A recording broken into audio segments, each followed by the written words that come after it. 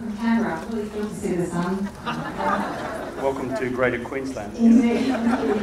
I know we've just heard an acknowledgement of country and language, but I'd just like to repeat and acknowledge the traditional owners of the land that we're on, the Honourable people, the Byron Nation, and pay my respects to all of their elders.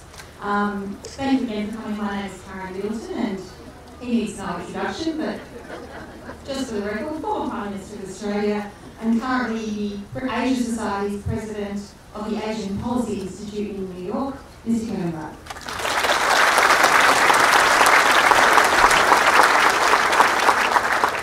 Kevin's available at the end of this session to sign copies of his book if you manage to acquire one, and if you can carry it. And cutting blow very early. And he'll also answer your questions. So I am going to be asking questions in this part of the session. Kevin is here as a writer because of volume 2 of the autobiography. So I thought that's where we would start. I do want to go on and look at get some reflections on his time as Prime Minister, on current politics in Australia, and perhaps on global politics as well. He's no slouch in that department either. But let's start with the book. Kevin, 2 volumes of autobiography. Yeah. What were you thinking? A lot. It's just see it as the Old Testament, New Testament. That was a joke. I don't have Messiah complex. Some people in politics may, in our present period, believe they've got a particular lightning rod to the divine. I don't. The one that those of us working in politics were waiting for was this one, the Penny Years, but there was one before that. What was the purpose of Volume 1 versus Volume 2? Can I just begin, Karen, by also honouring the first Australians and whose lands we meet and whose cultures we celebrate as the oldest continuing cultures in human history. Always teach yourself at moments like this. I now do this routinely, by the way, in the United States. And the Yanks, when you first start doing this at meetings, which is to honour the first Americans, they think, where has this guy come from? But slowly but surely, in the People's Republic of Manhattan, it's taking on. So from little things, big things grow. So your question was, why did I bother writing 2 volumes? Yeah, what's Volume 1 about? You know what Volume 2 is about. What's Volume 1 about? Well, Volume 1 kind of came out of a question which I got confronted with when I first sought political asylum after I lost office and went to Harvard University. And that was a joke. But you never know with Abbott's government. So I was at Harvard. And working primarily on US-China relations at the Belfer Center at the Kennedy School. But part of the deal, I didn't notice till I got there, was with the Institute of Politics, as they wanted me to become a resident fellow as well, teaching a class. And so basically it meant anyone who wanted to front up from the entire university for that entire term on any subject relevant to your own political experience. So I entitled mine Politics and Purpose. The subtitle I put on the notice board at the Kennedy School was, so why the F do you want to go into politics? Because most people at the Kennedy School want to go into politics in one form or the other. And so I asked these questions, which is, what do you believe in? Seminar 1. Seminar 2, why do you believe that? What's your epistemology of belief? 3, so what do you want to do about that in your life, in your mission? 4, why politics? Why not every other vocation where you can have an impact in life? 5, if politics, well, extract your left digit and get on with it. So the reason I wrote Volume 1 came out of all that, which is it's addressed an introduction to young people everywhere, which is not to lose heart about pursuing a vocation in public life. If it is your vocation, and there is a moral frame of reference to that which you seek to do. That's what Volume 1's about. Plus a whole lot of jokes, bad ones, lots of bad jokes. Well, there's some good stories in it too. I mean, it's a pithy, Volume 2, let's go to Volume 2. It's a pithy tone. It talks about policy and it talks about the events of 2010 and then your return in 2013. But you do tell your funny story, and I think people like to know what goes on behind the scenes of a prime ministership.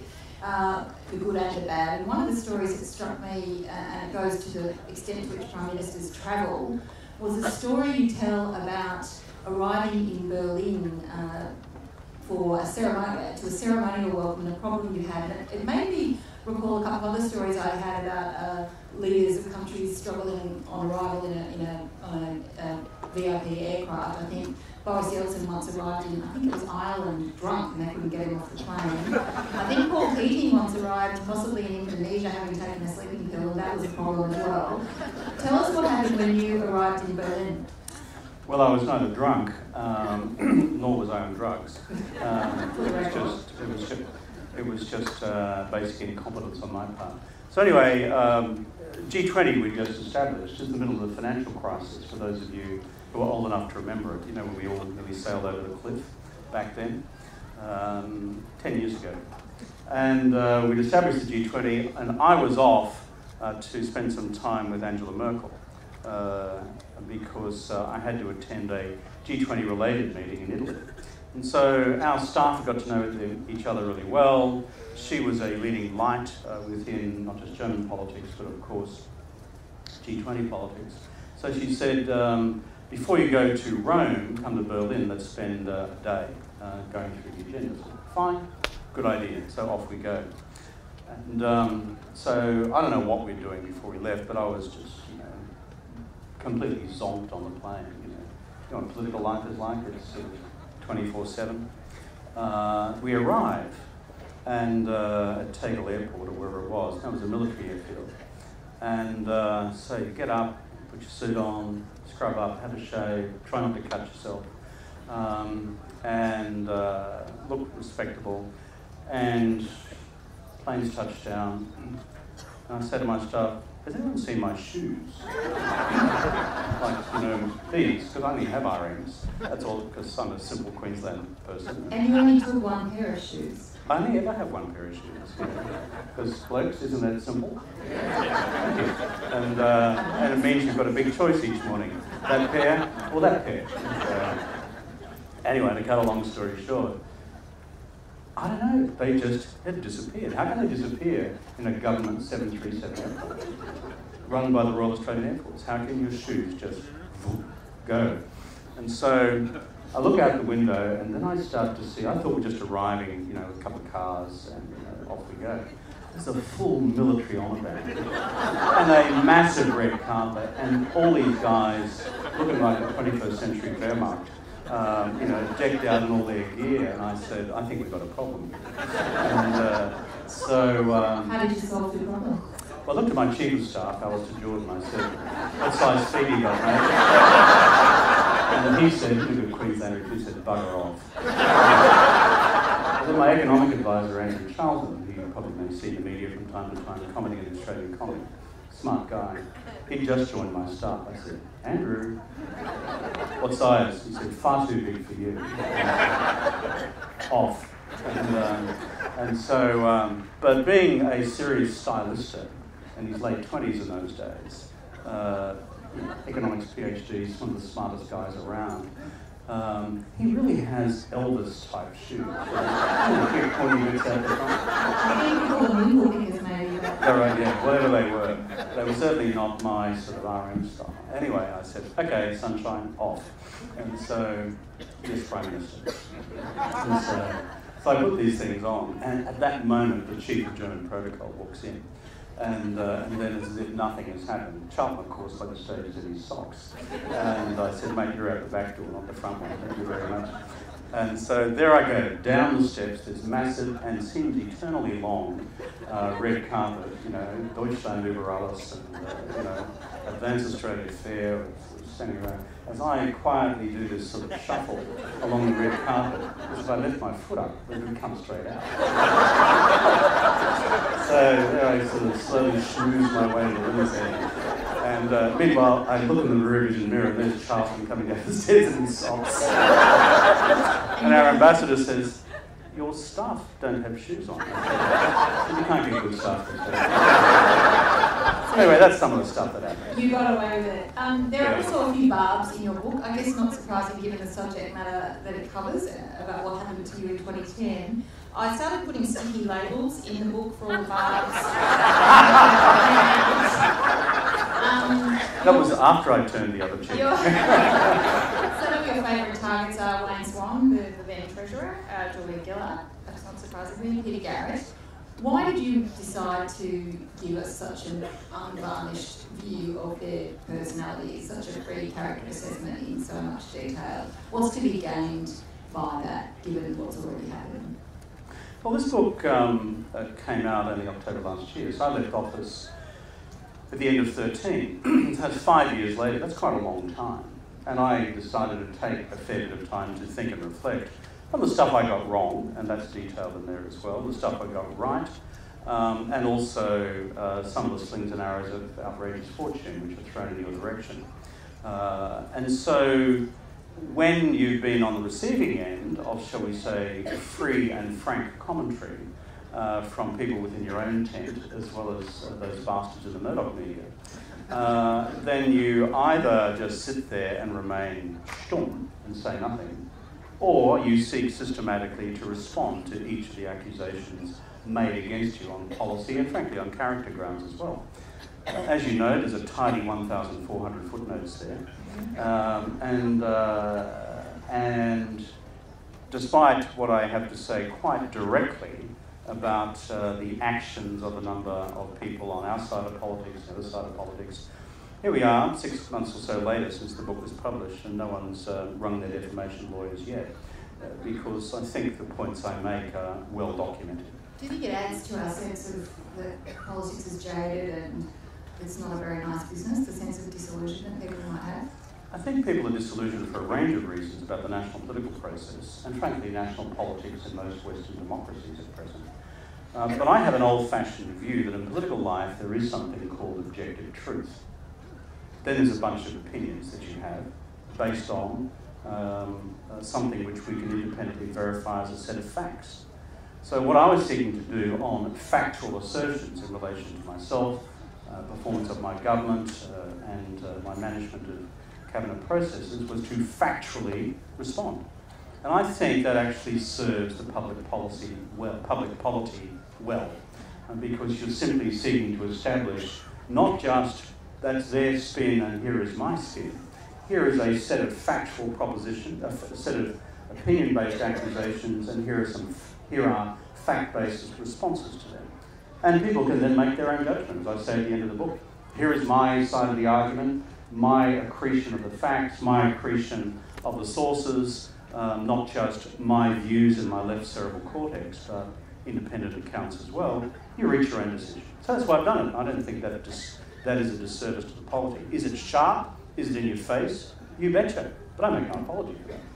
And without wanting to justify the removal of a Prime Minister, what do you think you could have done differently or better?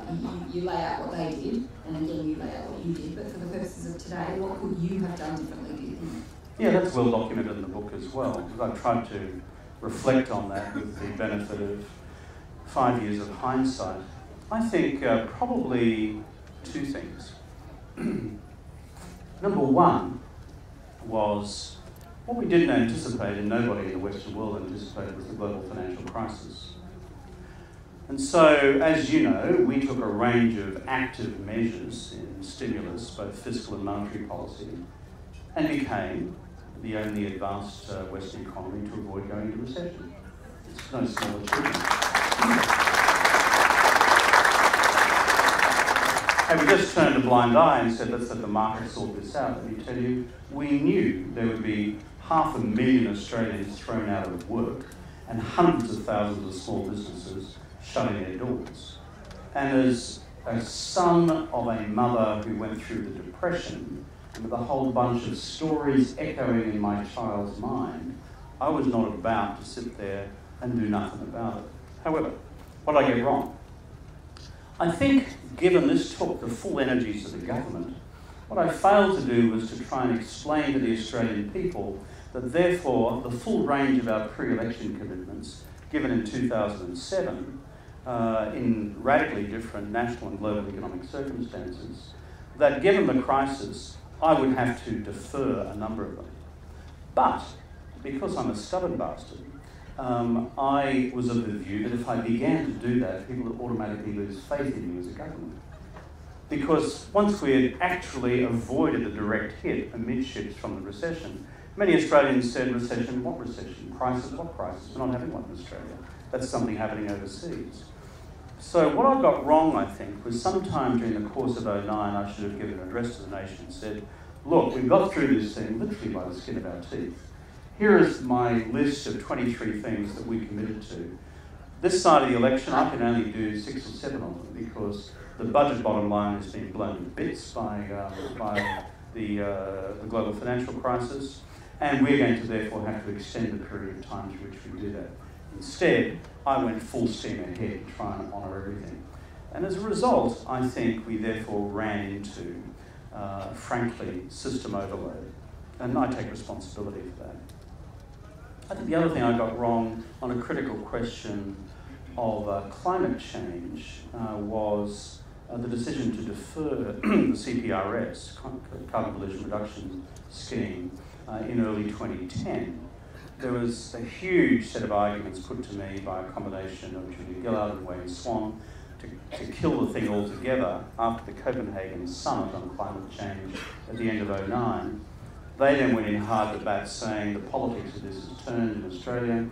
Abbott is now in charge. He's running a fear campaign on the pricing of carbon. We are in political trouble. You've got to kill this thing. I refused to kill it. I sought to defer it. But then, what I lost control of was the ability to explain that decision effectively to the Australian people. And that had a huge impact on my political standing. So was it the decision to defer it that was wrong, or was it the way you handled the messaging that was wrong? I think it was probably the latter, because there was a perfectly reasonable explanation, which was, despite the subsequent spin by many in the media, this was not a cancellation of the emissions trading scheme. It was a 2-year deferral until we got through the next election and then saw whether the Copenhagen process would be then translated into a more robust global agreement, which it was actually a year and a half later on the road to Paris. So, but because of, you follow this forensically, you're a political journalist, those inside the party who wanted to kill this thing completely then leaked the decision we'd taken as a cabinet committee, put it out on the front page of the Sydney Morning Herald, and therefore we lost control of a timetable to explain what we were doing, when we were deferring it until, and why. And it simply became spun as Kevin's got a cold feet on climate change action. Mind you, that all occurs against the background of something we shouldn't dance over lightly, Karen, which is we legislated an emissions trading scheme twice through the House of Representatives, and it was twice defeated in the Senate by an ungodly coalition of the Green Party and the Liberal Party. They killed it, okay? Had the Green Party stayed with us, we'd be 10 years into carbon pricing in this country as of today. So we need to put that into context. One of the things you did achieve was, of course, the apology to the stolen generations, but 11 years later we're still arguing about constitutional recognition. We have terrible suicide rates in the Indigenous community. The gap feels like it is no narrower. It might be in some small parts, but it's really, we haven't achieved a great deal. How do you reflect on our inability to build on the momentum that was there after that apology to achieve substantive improvement in those areas? I can only say I wish I had another term in order to do that. Because term one's plan, first term plan, was pretty basic. Deliver the national apology, despite all the political hardheads in our party who said, mate, don't do it, there'll be a massive racist reaction and you'll cop it in the neck. The less progressive elements within the Labour Party. But I was determined to do it, and as you know, it was the first action of the government in Parliament in February 2008. And then secondly, I wanted to then bring into effect the Closing the Gap agreement between the federal government and the states. 7 clear-cut sets of measures to be reported on annually to the Parliament in health, education, housing, employment for Indigenous people, and a $5 billion 10-year agreement between the Commonwealth and the states, the first in the history of the Federation, around each of those closing the gap targets. So you ask, how have we gone? 10 years on, and we had the 10th anniversary last year. Of the 7 targets, we're on track with about 2 of them. We have made some progress with another 2. We are static on at least 1 or 2, and we've fallen backwards in 1. So therefore, is that success? No. Is it a mixed bag? Yes. Am I glad we embarked on the process? Absolutely, in order to achieve some change. In a second term, our plan, and I committed to this sometime during the course of 2010, was to bring on then the referendum on constitutional recognition. And my hope then was that we would have clear skies within which to have that passed. By the way, on constitutional recognition today, the critique that somehow the Uluru Statement is unacceptable, I heard this from Dutton and others recently, because it constitutes, quote, a third chamber of the Australian Parliament, is utter nonsense. I mean, there are 2 chambers in the Australian Parliament, and a chamber of the Parliament has this about it. It can initiate laws and pass laws. If you read the Uluru Statement, it is about a national voice for Indigenous people to provide comment from Indigenous leaders on the legislation relevant to Indigenous people going through the Parliament. So the whole spin line from this mob, that somehow the Uluru Statement and a national voice equals a third chamber of the Parliament and everyone be frightened and very frightened, is utter fear-based politics and without factual foundation. I know it's easy.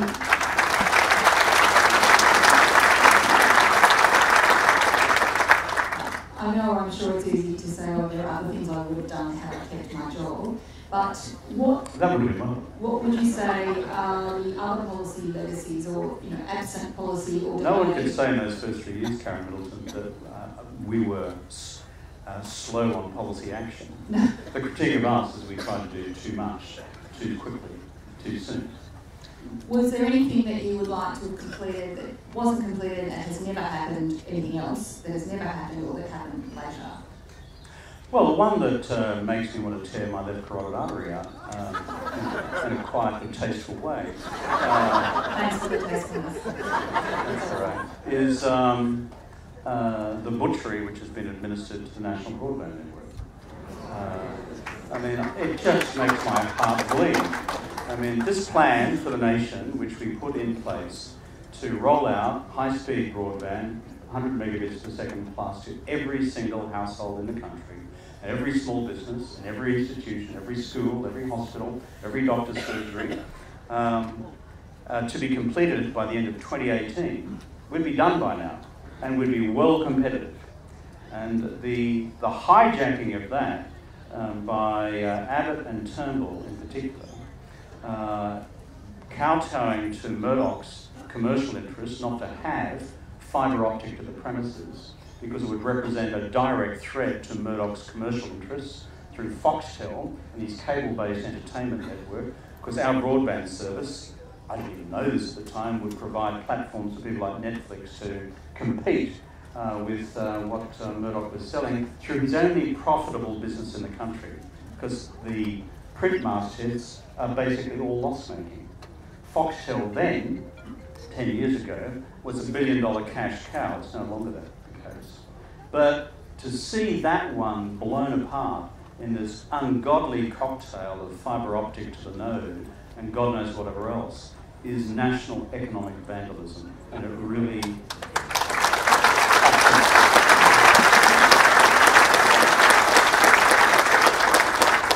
You called for a Royal Commission, actually, looking at the role of the Murdoch media in the Australian political landscape. Absent that, what else do you think should happen if you believe, and I know you do, that they have too much influence? What else should happen if not that? Well, the nation has got to the stage where you either hope that with the passing of Rupert Murdoch, whenever that happens, that things will get better with Lachlan. I'm here to tell you it won't. Lachlan is just as right-wing conservative on everything as Rupert. How do I know this? I know them both. Okay, they are right out there to the right of Attila the Hun on everything.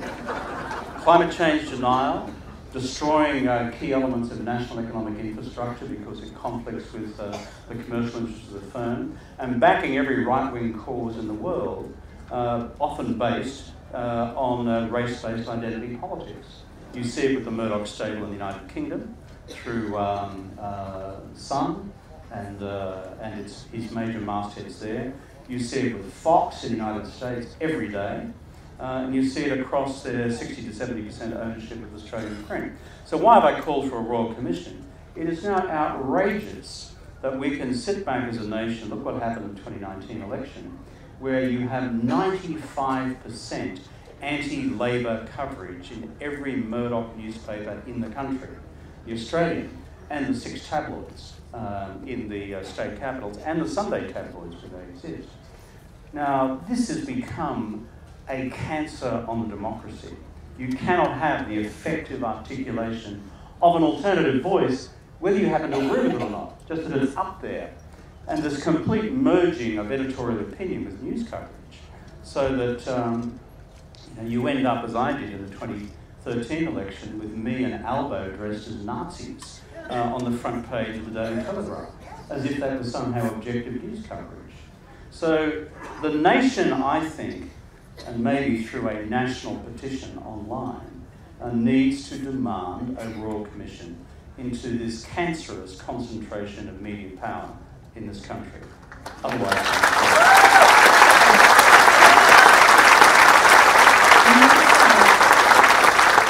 we also saw in 2016 the front page of the Daily Telegraph with the cartoon of Albo with his head in a laugh raft saying, "Save our Albo." So, isn't it the case that Labor leaders and prominent Labor figures cozy up to media organisations, including the Murdoch media, when it suits them? And isn't it a bit hypocritical for some of them to be doing that, while others like yourself are calling for a Royal Commission?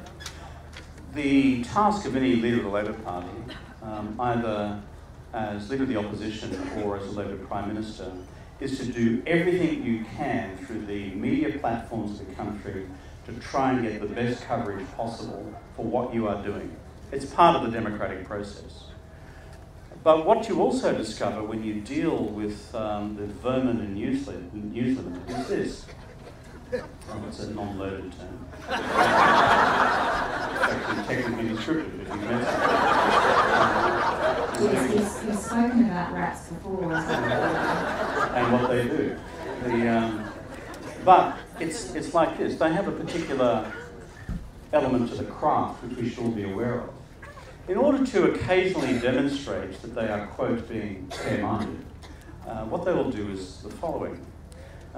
When they've decided that ultimately the electoral tide is turned fundamentally, at about 5 minutes to midnight, they will then seek to support the Labor Party. They did so in 2007 to some extent, having spent all of 2007, if you read the previous volume to this book, seeking to eviscerate me through one scandalous accusation after another. But when they conclude the writing's on the wall and the public and the nation are moving in a direction, they will actually seek to, at the last minute, bandwagon. And then once you've won, they then seek to destroy you as quickly as possible. The other thing they do, and the Albo reference that you've picked up, is they will seek to find individual Labor politicians from time to time and say he or she is a good bloke in these circumstances.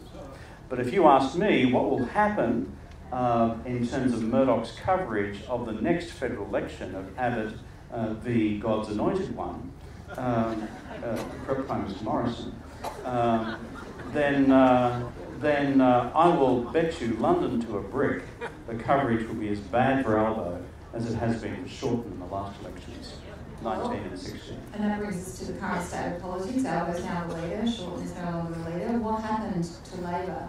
We lost. At the election. Why? Oh, I see. That's a far more searching question. Next question. I'll come to the brevity of Labor's questions in Parliament shortly, but why, in all seriousness, do you think Labor lost the election? They have pointed to a big policy agenda, a failure to account for aspiration, and there's some muttering behind the hands about the former leader, although Labor people don't like to talk about that in public. how would you break down the causes of Labor's defeat? Look, I think in a gathering like this, to be honest about it, we've just got to kind of own up to 2 or 3 basic things, a couple of which are uncomfortable for us as a party and a movement, and one which is more freestanding. So what am I I was on the campaign trail for about 2 weeks. Those of you who noted forensically my campaigning in Chinese-speaking communities around the country, none of you were there. But when I found myself having to explain negative gearing and franking credits in Chinese to Chinese voters in Sydney, Melbourne and in southeast Queensland, I knew we had a problem. So what are the 3 sets of problems? Number 1, rightly or wrongly, the Australian public neither liked nor trusted Bill. I'm sorry to say that, and I'm just saying rightly or wrongly, but I'm seeking to be descriptively accurate. 2, from opposition, it is a hazardous business to advance significant changes to the tax and superannuation system. For the simple reason is, from opposition, it is almost technically impossible to explain what it means without it being derailed in a fear campaign.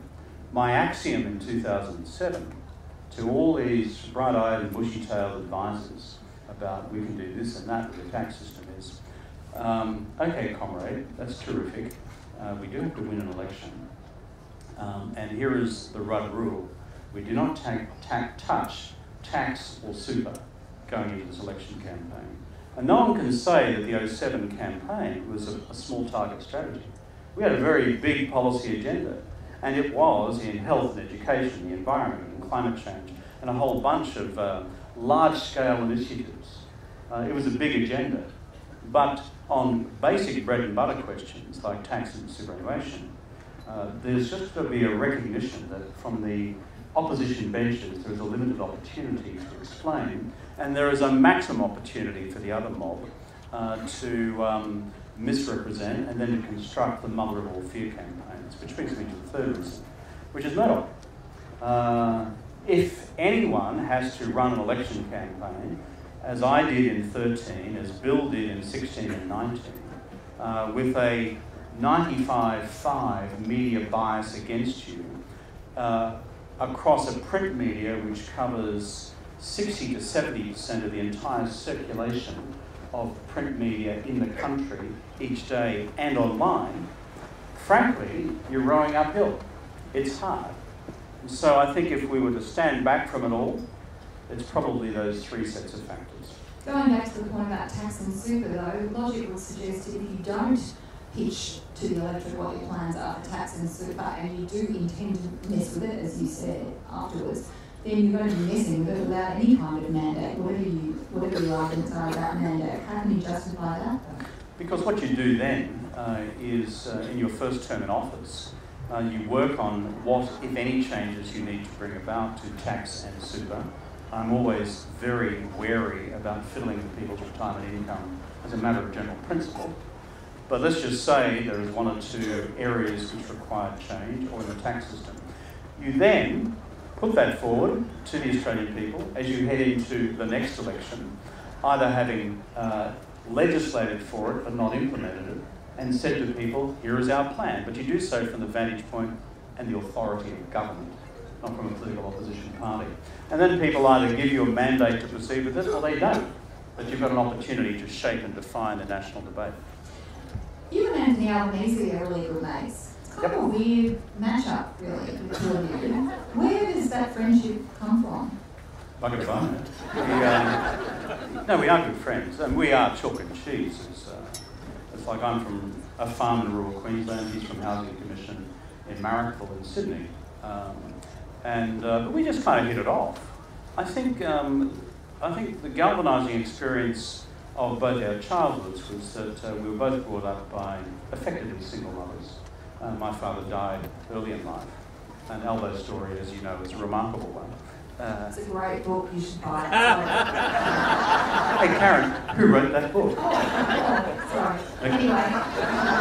At a bookstore near you. But that was one of the things. But secondly, it's also kind of growing up poor. And so, which I did and he did. So you know, it doesn't matter where you are in the country. If you're in a small regional country town, I grew up in a place called Yamundi, up on the Sunshine Coast, and he's in Marrickville, a housing commission. Poverty is a very stealing experience as a young person. You discover very early there is nothing dignified about poverty. It's ugly. And you want to get out of it. And then, for some of us, it creates fire in our belly to try and do something about it. And that's how I ended up, sort of coming from a swinging voter household made up of Country Party and DLP voters. That's very conservative, that's what I'm saying. That's how I ended up in the Labor Party, as the red sheep in our family. And Albo became involved in the left in New South Wales. So. But I think that's kind of it. And also, I think with Albo, he's, in my experience of him, and I've worked a lot with him, he was Deputy Prime Minister with me for a bit, Leader of the House. I think he's the most phenomenal parliamentarian that we've had since Mick Young. And I think what his great commanding virtue is his authenticity. What you see is what you get. That's Albo. He's been talking a lot since he took over the leadership of a desire for greater bipartisanship on big policy issues in Parliament. You have a pretty mixed history with bipartisanship. I'm thinking particularly of your attempts to get Malcolm Turnbull and the coalition behind a carbon trading scheme that failed and in fact cost him his leadership. Is it realistic to think that we can achieve policy change? It's great to see Abbott finally bite the dust, right?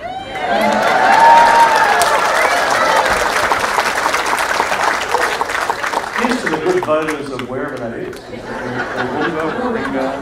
Thank you. Wherever it is. Because the single most destructive person in Australian politics for a decade is Abbott. And what he did is this sort of source of fear within the Conservative Party drove so much, I think, of Malcolm Turnbull's weakness, ultimately on the question of climate. Sorry to interrupt. Is bipartisanship a realistic ambition, or is it just a trick, really? I think it can be a realistic ambition. When Howard was around, and I was there with the opposition, we sought, my operating principle was, number one, seek to be bipartisan. Number two, dig in on the stuff that really matters. And I noticed a bit of criticism of Albo and the new Labor team for agreeing to much of what the Tories are doing at the moment. I understand that criticism. But here is just a word of reflection. When it comes to the next election, a political party seeking to form the government of the country wants to fight that election on 3 or 4, max 5 core policy issues that fundamentally matter and on which you've chosen the terrain for battle. You don't necessarily want to go around and open up battlefronts on 100 different fronts, because that enables the other mob to pick and define the terrain for battle. So I think, therefore, I'm not across the detail of what they've supported or not. I live in the United States. Tax cuts. I work on a foreign policy. I work in a foreign policy think tank, etc. Well, on tax cuts, do you want to stand between a whole bunch of Australians on tax cuts? It's an interesting question. But the bottom line is, the wisdom of opposition is to pick your defined set of policy and political fights.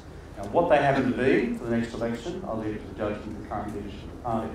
But the idea that you've got to pick a fight on 1,000 fronts, I think, lacks a certain, as it were, political wisdom about the core task of how do you get a progressive government re-elected in this country. But doesn't that mean that politics and your political strategy or the political chess game is determining what you're going to push back on and what you're going to stand up for? Well, as I said, the stuff that you dig in on has to be matters of fundamental principle and fundamental political relevance to the country. This is not ultimately rocket science, but it does require judgment. All I'm saying is that is important, rather than simply dancing to the tune of what the Green Party gets excited about, of a Saturday morning after they've had a seminar about themselves. Because we, unlike the Green Party, have to form the government of the country. The Green Party doesn't. It's an oppositional force against the Labor Party, by and large, because that's where it seeks to maximise its vote against us. We, however, have a responsibility to the nation, which is to form a progressive government. And that is hard business of politics. You're up against a political force in this country and other Western democracies driven by a far-right political and policy agenda masked effectively by a political strategy which is about racism, race and identity politics, because that excites the fear and anxiety of voters in so many of our democracies, and it's through that they prosecute their political agenda. So we can either just be suckered into all of that, or we run an intelligent policy, principle-based and political campaign which is about the core agendas for the nation's future. Our responsibility to the nation is to form government and to implement that agenda, not simply to be a voice of permanent opposition. This week, members of the crossbench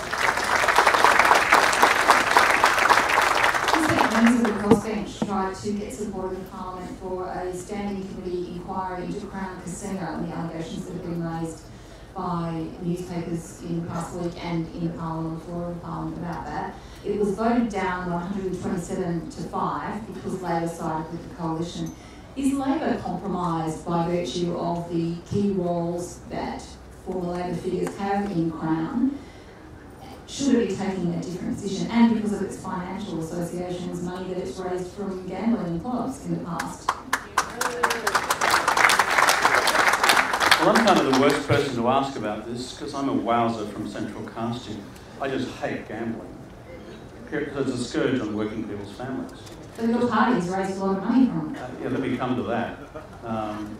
Because in office, I tried and failed to put restrictions around poker machines, but I did effectively prevent at that time the massive expansion of online gambling, which I regard as the next frontier and where these folks want to go. Basically to bleed working families, to throw it into James Packer's back pocket. On the specific allegations around Crown. Crown has denied them and says it's a smear campaign for the record. Yeah, they would do that. But I note in passing that because this goes to James Packer, it goes to the Crown Empire, and it goes to its particular relationship with high rollers, particularly from China. And I note just in passing that as soon as I lost the 2013 election, James Packer was very quick to sink the public boot into me for not being sufficiently sensitive to China, supportive of China, but I was too critical of China. It was undermining Australia's business interests in China.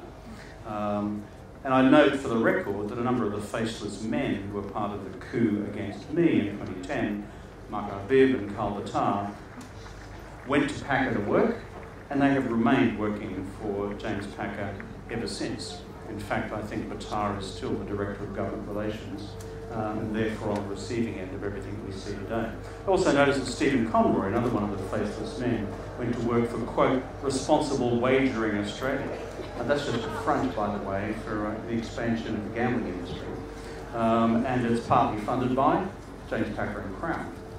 So these folks, and by the way, there are stacks of Liberals there too. Helen Coonan's on the board, former Liberal Senator in Middleton on the board of Crown.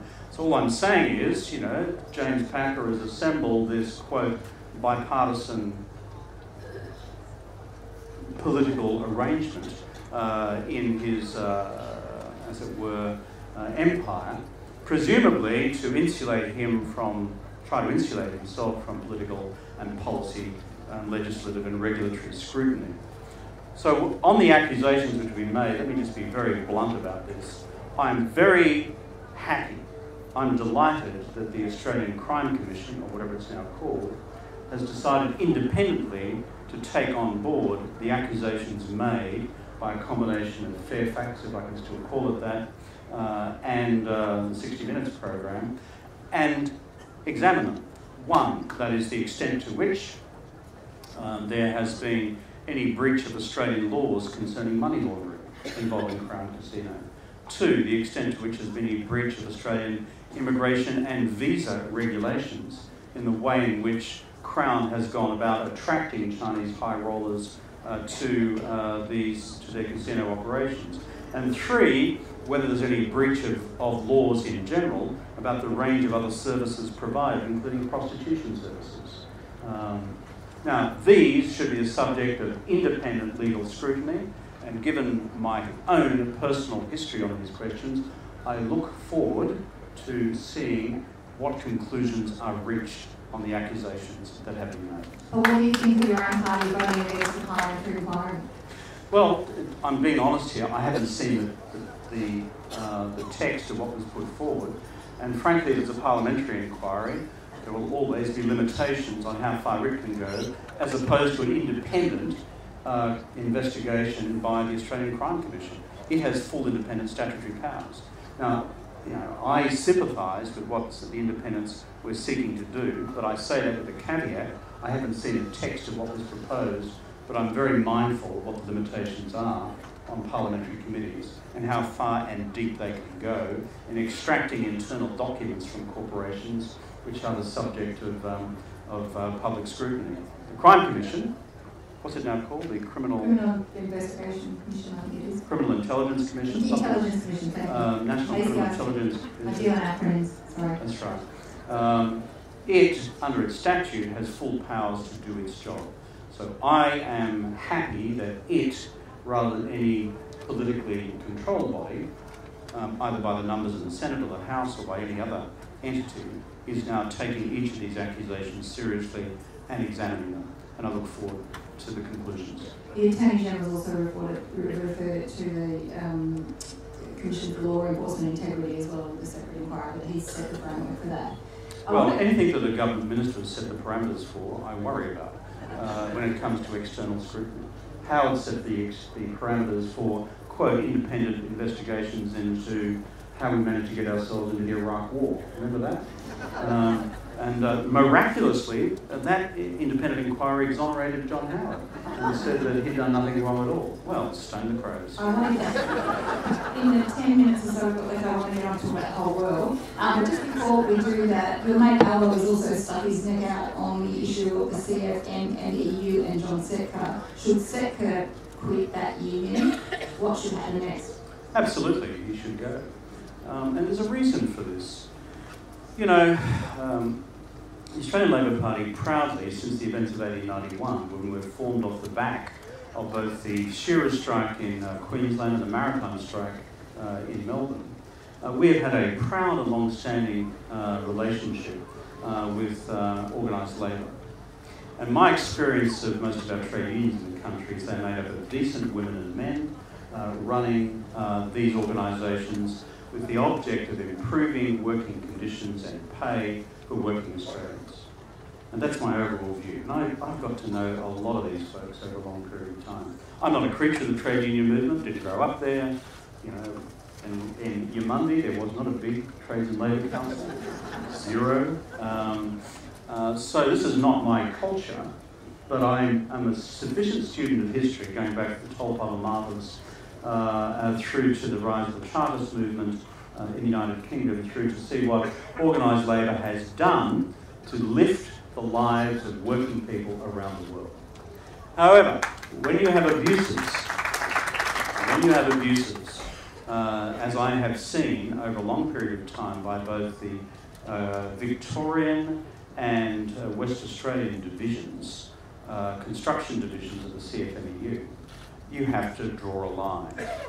I booted out Dean Meyer from the Labor Party. I remember reading in the paper one day when I was leader of the opposition about what he had done, and I said to my staff and the senior members of the party, who is this guy that he can just bring our party and movement to such disrepute by his actions in running through workplaces and ransacking them, destroying private property and equipment because he doesn't like the company. Well, I may not like the company as well. That does not permit me to run amok in violation of the criminal law. And similarly with people like Reynolds in Western Australia. So these people we removed from the party. I didn't think twice about it. So when Albo's seeking to do the same, good on him. And we should not confuse actions against individual trade unions in elements of the small elements of the trade union movement, which give both the movement and the party a bad name. We have a collective responsibility to ensure that the good standing of the great movement of which we are part remains intact and can't be just ripped away by a bunch of mavericks who think that it's a smart and clever thing to do to violate the normal procedures which operate under the industrial law of the country. You mentioned China before. Earlier this morning, US President Donald Trump took to Twitter and ramped up his That's unusual. import tariffs on Chinese goods and his rhetoric. What's your impression of the state of things involving the US and China, and what are its implications for us? This is a really big fundamental challenge for all of us, including Australia, for the decades ahead. It's not just about the future of US-China relations. It's also about China's future. It's whether that future can be conducted between the two countries peacefully or not, cooperatively or not, or whether we are on a slow drift to conflict, confrontation, Cold War, and even worse. And that's currently the terrain of the debate. This is what I spend at least half my time in the think tank I run in New York working on. And I work closely with administration officials in Washington and their counterparts in Beijing. That's the nature of the work we do. And so the trade war is kind of, if it were I wouldn't say the icing on the cake, it's one element of a much broader strategic ripping apart of this relationship. And I'm not apportioning blame and responsibility. I'm just saying it is happening, it's unfolding. On the trade war, until Trump's tweet this morning, my projection had been probably by Christmas there'd be one form of resolution or another. The reason being, Trump needs a re-elect at the end of next year. He has an interest in stabilising markets, and a rolling trade war with China, the world's second largest economy, is not going to help. And if you've seen the reaction from American markets after these tweets, and frankly, it's all gone south. Mind you, he's done so on the back of an interest rate cut by the Federal Reserve, so he thinks he's got some headroom within which to operate. On the Chinese side, Xi Jinping needs a trade deal because the Chinese domestic economy, for a whole bunch of other reasons domestically, has been going soft in the last 2 to 3 years. And so therefore the real Chinese growth rates are ebbing down. So he needs it as well. So until this unique set of tweets this morning by the President of the United States, I had thought this is the way we were going. Now I'm not so sure. But here's the other 2 to 3 elements just to conclude the China point on. Whether or not the trade war is resolved or not, the technology war between the United States and China has just begun. You would have followed the debate about Huawei and the future of 5G. That's just the initial artillery exchange between these two giant elephants in the living room, where the real terrain for the future is who controls artificial intelligence for the 21st century. Big data, machine learning in China without regulatory constraints on the use of that data, or the United States. Where does it go in terms of the future of robotic warfare? Where does it go in terms of the next revolution in information communications and technology? And so that's the battlefield which is now emerging. And the final one, before any physical fisticuffs, is whether we're going to see a wider economic decoupling between China and the United States after 40 years of increased integration, and whether that is manifest with a decoupling in finance. So the terrain is trade, technology, finance. And if that happens, we start to lurch into the beginnings of a second Cold War. And if anyone thinks that's not relevant to Australia's future, then whatever they're smoking, I'd like some. We've got 5 minutes left, and I've got a couple other things I want to ask you, but just before we leave China, what can the Australian government do then to mitigate against the impact of this escalation between the US and China, either diplomatically, financially? What can we do in our relationship, which has also been rocky? And I do remember a certain speech at Beijing University you gave where things are going to be off the rails in terms of the relationship. So it's been up and down for a while, but what can our government do? Well, a couple of points on that. One is, what's an effective Australian-China strategy? One, have one. Okay? We did, okay? And the two core deep principles of international relations theory on which that strategy was based was we can walk and chew gum at the same time. Namely, we've got a long-standing, abiding security relationship with the United States. That's unlikely to change for a whole bunch of reasons. And secondly, China for at least 5 to 10 years has been our largest economic partner. And that's unlikely to change. So between those two realities, the judgment required on a day-to-day basis in managing the political relationship between ourselves and Beijing is always hard. As I always said to Chinese leaders, we're a US ally and we believe in liberal democracy and universal human rights. That's not going to change, comrades.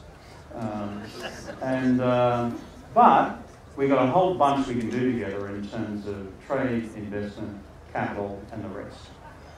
So long as you understand, comrades, those are the parameters.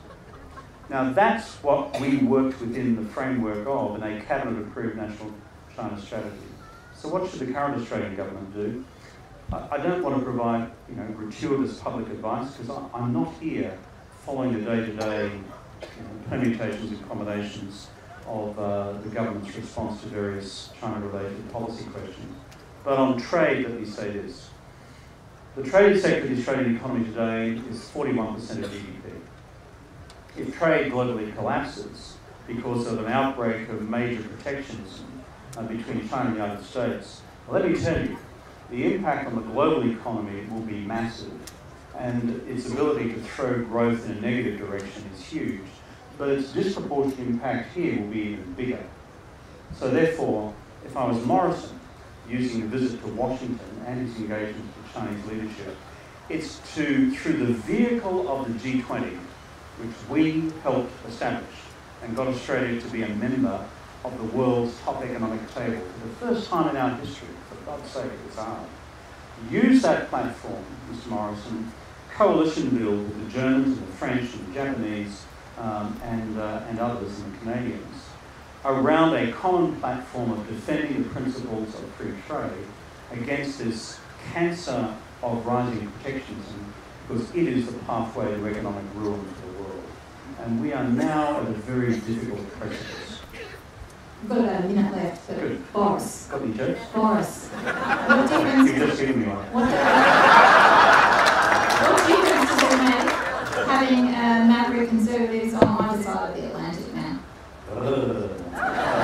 Bearing in mind we've got 1 minute and they're going to pull us off stage after that. Look, I'm on the record having written a reasonable amount in British media about why I think Brexit is just nuts. Just nuts. And I say that as someone who likes Britain. I'm a reasonable Anglophone. Britain has been, in the post-war period, decolonisation period, and post-decolonisation, a positive force in the world. And Britain is stronger for being in Europe, and Europe is stronger for Britain being in it. And I don't think that logic actually has changed. But the nutjobs who have run the Brexit campaign have prevailed. Well, Boris was one of them. You could say that. I couldn't possibly comment. Not endorsing your rhetoric, of course. But we've got 30 seconds.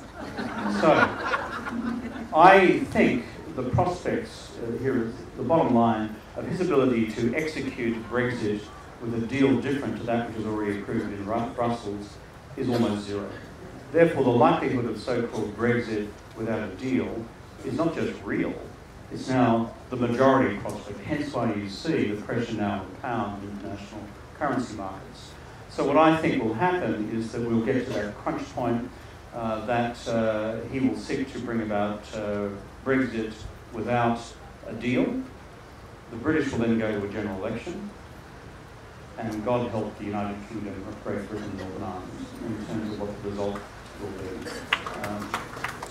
I would just hope that there is still half a chance of one thing happening, and that is the Labour Party, British Labour Party, forming an effective coalition with the remaining Liberals and dissenting Conservatives to bring about a vote in the House of Commons which prevents an early election, because now the Prime Minister in the UK cannot just unilaterally determine that there be an election.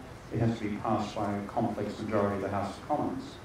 And that instead that same majority in the House of Commons votes instead to repeal the Brexit Act and to bring it back for another vote to the British people through a second referendum.